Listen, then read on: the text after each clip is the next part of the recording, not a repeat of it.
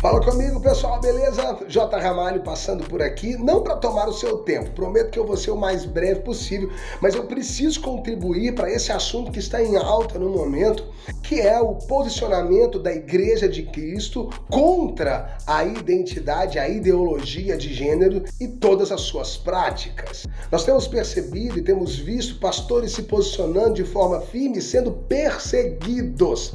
E como dizem por aí, né, eu tenho lugar de fala, já que há 9 anos atrás eu voltei para Jesus, retomei a minha caminhada com Jesus e desde então eu venho testemunhando aquilo que Deus fez na minha vida. Eu me recordo que em 2001, quando eu me afastei do Evangelho de Cristo, eu me aprofundei em todos os níveis de pecado, tudo aquilo que a Bíblia é avessa, eu mergulhei e me permiti viver. E aí quando eu volto para a igreja no ano de 2014, naquele lindo dia 9 de março de 2014, que eu voltei os meus olhos para a cruz, eu disse, eu não quero mais viver essa vida. E qual foi a minha surpresa quando eu percebi que a igreja dessa geração moderna não tinha mais a mesma rigidez e a mesma firmeza em padrões bíblicos como era em 2000, 2001, quando eu saí do diante do trono e abandonei o meu ministério de adoração. Eu cheguei na igreja e eu me deparei com uma permissividade sorrateira, muito disfarçada, e eles chamavam ela de quê mesmo? Graça. E diziam que essa graça te permitia viver do jeito que você quisesse. Sabe qual é o maior perigo da liberdade? Que ela se torne libertinagem. E sabe qual é o maior perigo da graça? Que ela se torne desgraça. E olha, isso não era assunto de banco de igreja, isso estava na boca dos coaches, isso estava na boca dos cantores. Eram pregações, canções, entrevistas, podcasts, defendendo essa liberalidade. Quando se dá microfone, quando se dá liderança, quando se dá carreira de sucesso para pessoas que não tiveram o seu caráter espiritual, emocional, sexual tratado, acontece no que está acontecendo, uma permissividade sem fim. E agora nós percebemos a necessidade emergencial de se posicionar, porque perdemos essa corda, escapou da nossa mão, a conta chegou para a igreja que não se posicionou lá atrás. E é isso que eu vim fazer aqui. Eu não vim dizer se é certo ou se não é errado, porque a Bíblia já disse. Eu até vi um apresentador de um jornal, de uma emissora jornalística, que eu particularmente sou telespectador assíduo, e esse apresentador, ele dizia, quem é André Valadão para dizer o que Deus gosta ou o que Deus não gosta, o que Deus permite ou o que Deus não permite? Meu querido, quem é você para falar da Bíblia? Porque se você lesse a Bíblia, a própria Bíblia, ela diz o que Deus quer e o que Deus não quer, o que Deus gosta e o que Deus não gosta. O problema, e eu te entendo, caro apresentador, sabe o que acontece? É que não pregaram para você como a Bíblia diz que precisa ser pregado, sim, sim e não, não. E agora, nós temos que nos posicionar e somos taxados como discurso de ódio, como perseguidores, como preconceituosos, como intolerantes, mas não. A Bíblia, o nosso farol, o nosso manual de instrução nos diz o que é errado. O que é errado vai continuar sendo errado mesmo que todo mundo esteja dizendo que é certo.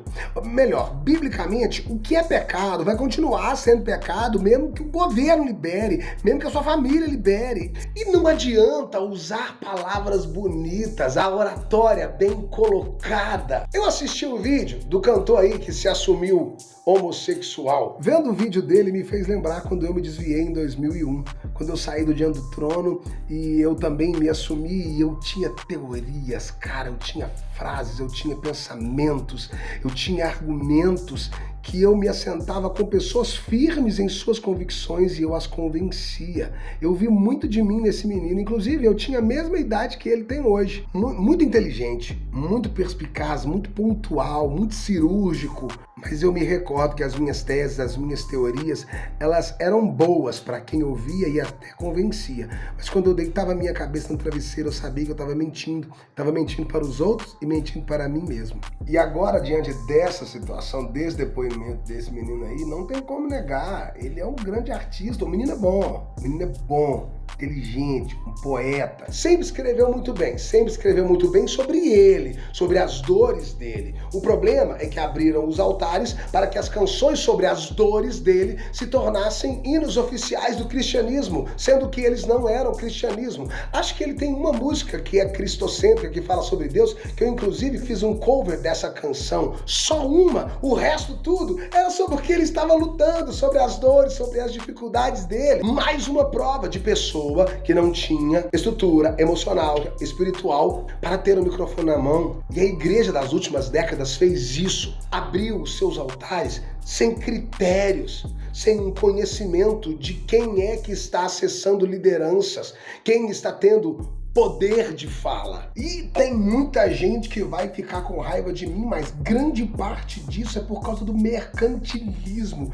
É a necessidade de igreja lotada, de números, de dinheiro, de entrada, de ingresso, de business, de like, de seguidores, de império. E agora que o que está em risco não é só a moral e os bons costumes, é a nossa fé.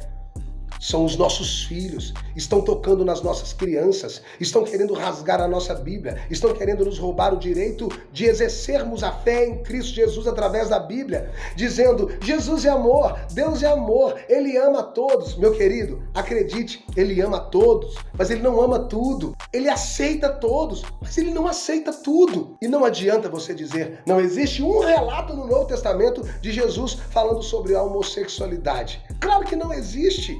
Assuntos que já estão pré-estabelecidos não precisam ser descortinados mais uma vez. Eu tenho um filho de 4 anos de idade e quando eu digo pra ele: Benjamin, você não vai comer doce antes do almoço. E se porventura ele vier assim: papai, eu posso? Eu digo assim: nem vou tocar nesse assunto, porque já está muito claro, já está decidido. É isso, Jesus não tocou nesse assunto, porque ele estava lá no Gênesis, ele estava na criação, ele junto com o Pai, junto com o Espírito Santo, decidiu, macho e fêmea os criou. Está estabelecido e pronto. Jesus não negociou isso, é por isso que ele não tocou nesse assunto. Logo à frente, vamos ver Paulo tendo que ficar justificando isso, dizendo: Deus os entregou à própria sorte, Deus os entregou à própria imundícia, Deus os entregou ao próprio ventre. Por quê? Pelos mesmos motivos de hoje. Gente que não quer ser confrontado com o pecado, gente que estabeleceu como padrão a própria alma, a própria vontade e não a Bíblia, gente que tem lugar de fala sem ter acesso à transformação, ao caráter regenerado pelo Espírito Santo, gente que quer miscigenar o evangelho, o mundo, a igreja e o sistema. É um ecumenismo, é uma mistureba. O que tem lá pode vir pra cá, o que tem daqui pode ir pra lá, dá pra misturar. Isso nunca deu certo, isso nunca vai dar certo. Luz e trevas teve que ser separado desde o Gênesis e hoje precisa ser separado, senão vai dar ruim. Já deu, a corda soltou e a conta chegou. Como eu disse, eu não vou culpar A e B, mas eu preciso alertar você, igreja, você pastor, você líder, você pai como eu, que tem uma criança para defender. Defender mesmo, porque eles querem ter o direito de inserir esse conteúdo nos nossos filhos dentro de sala de aula, nos desenhos, nos programas de televisão, nos aplicativos, nos jogos. Não, a nossa fé tem o mesmo direito da sua opinião e escolha sexual. Você ainda não parou para pensar o quanto isso está confuso? O direito de uma minoria expressar sua sexualidade é maior ou pode ser maior do que de uma maioria expressar a sua fé, porque a fé também, diante da nossa Constituição, também tem o direito de ser expressa. Não se tira a liberdade de um para dar liberdade para o outro. Vocês viram aí a história do menino trans que resolveu aceitar Jesus e voltar à sua vida heterossexual, fez a operação, está sendo bombardeado, perseguido. As pessoas não aceitam que alguém escolha não participar desse meio. Resumindo essa conversa, gente, nós precisamos nos posicionar porque temos esse direito. Nós estamos defendendo a nossa fé e pronto. Eu sei de uma coisa, lá no início, quando eu vim para Jesus, eu fui taxado de religioso, de fariseu, de extremista, de perseguidor da graça. Imagina agora que eu estou disposto a falar abertamente. Eu sei que o meu filho não vai reclamar de ter um pai omisso. Faz a sua parte, vai. Você é igreja, você é corpo. E o corpo defende o corpo.